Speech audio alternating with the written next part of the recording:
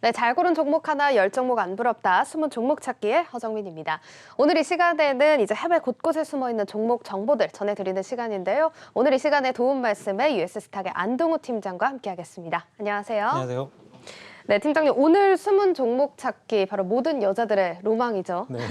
티파니 앤코입니다. 미국의 이제 럭셔리 주얼리 브랜드기도 하죠. 네.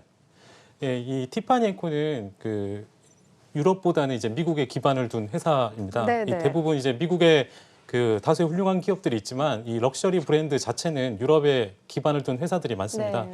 이 티파니 앤코는 주얼리 기업으로서 이 티파니 앤코에 아시겠지만 보석을 담는 파란 상자 일명 블루 기프트 박스라는 이 특별한 날에 특별한 선물을 떠올리는 이미지로 자리 잡고 있는 기업입니다. 그렇죠. 이 파란 선물 상자, 이제 티파니 블루 박스는 그 자체로도 사실 너무 유명하잖아요. 네. 그리고 이 티파니 블루 이렇게 공식 등록된 컬러명도 있을 정도로 좀 상징적이지 않습니까? 네, 이 남자인 제가 이해하기가 좀 힘든데요. 네. 이 티파니 앤코의 이 블루 박스는 전 세계 모든 여자들의 로망이라고 합니다. 이 고풍스러운 그 매장에서 이 반짝이는 보석을 구매하면서 이 연인과의 사랑을 약속하는 이 경험은 티파니만이 줄 수 있는 특별한 가치라고 하는데요. 특히 이제 티파니 블루는 현재까지 이 종이백의 색만 보고도 이 티파니가 연상된다는 이 티파니의 강력한 상징이 되었고요. 이 티파니 블루 박스를 보는 것만으로 이 여성들의 심장 박동수가 22% 상승한다는 이 통계가 나올 정도인데요. 혹시 허정민 씨도 그러신가요? 저는 한 80%는 아, 상승하지 않을까 네. 싶은데 이제 사실 이게 여성분들 중에서도 받아보신 분들은 더 기억에 남을 거고 네. 아직 못 받았다 하더라도 이제 기대감에 좀 어느 정도 기대가 되실 것 같은데 최근에는 이제 국내 드라마 PPL로도 제가 나오는 거를 확인한 적이 있는데 이 티파니 앤코가 알고 보면 꽤 오래된 기업이죠? 네, 그렇습니다. 이 티파니 앤코의 설립 연도는 1837년입니다. 이 스토리를 잠깐 말씀드리면은 이 존 비 영과 이 찰스 루이스 티파니가 뉴욕에 세웠는데요. 이 최초로 이 다이아몬드를 부각하는 이 솔리테어 디자인이라고 해서요. 이 6개의 발이 다이아몬드를 감싸는 구조로 되어 있습니다. 이 현재 반지의 결혼 반지의 대표적인 디자인이 되겠고요. 이 대부분 티파니 하면 1961년 영화 티파니에서의 아침을 떠올리실 텐데요. 실제 이 영화를 통해서 이 전 세계에 알려지는 결정적 계기가 되었습니다. 이 영화 장면이 생각나실지 모르겠지만 이 오드리 헵번이 새벽에 뉴욕 5번가 티파니 매장 앞에서 이 샌드위치와 커피를 마시면서 티파니 매장의 쇼윈도를 하염없이 바라보는 장면이 있는데 그쵸. 이 장면을 통해서 이 여성들에게 티파니가 상류 사회의 상징으로 인식되었고요. 이 무엇보다 티파니는 영화 제목에 브랜드 이름을 넣음으로써 최초의 PPL이 하는 기업이 되었습니다. 사실 티파니의 아침을 저도 좀 기억에 남는데 그 영화를 통해서 이제 티파니 앤코가 주목을 받게 됐습니다. 그렇지만 사실 2006년에 영화 이제 블러드 다이아몬드 같은 경우는 이제 상영을 반대했다 이런 얘기도 있는데 사실 사업에 큰 지장을 주는 상황이었나 봐요.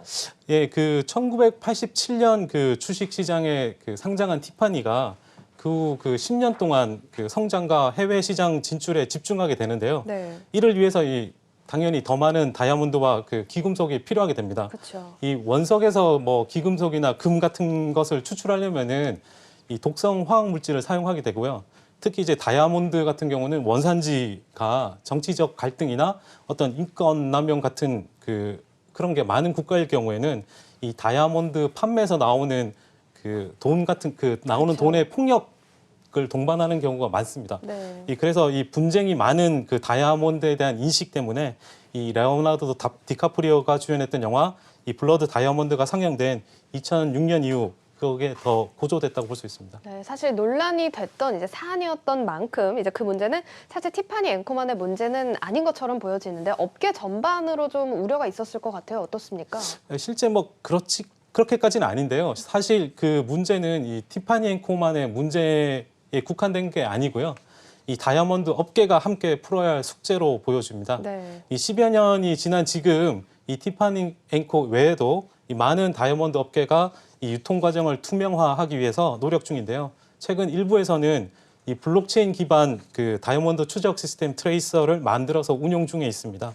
또 티파니 앤코 자체도 이제 다이아몬드가 어떤 과정을 통해서 이 매장까지 오게 되는지 고객에게 상세하게 알리기 위해서 원산지를 밝히는 정도이지만은 2020년까지 이 다이아몬드의 가공 및 유통 과정을 모두 공개할 예정이라고 합니다.